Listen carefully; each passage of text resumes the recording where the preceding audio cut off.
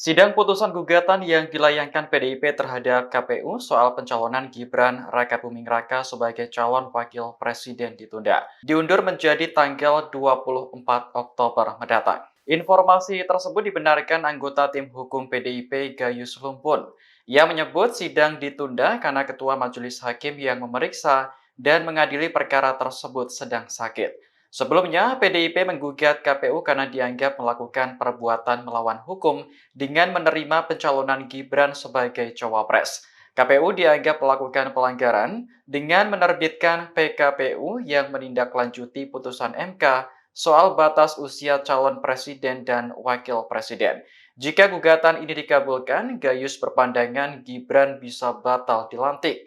Adapun pelantikan Prabowo dan Gibran sebagai presiden dan wakil presiden periode 2024-2029 akan dilaksanakan pada 20 Oktober mendatang. Artinya, putusan pengadilan baru dibacakan 4 hari setelah pelantikan. Download Tribun X sekarang, menghadirkan lokal menjadi Indonesia.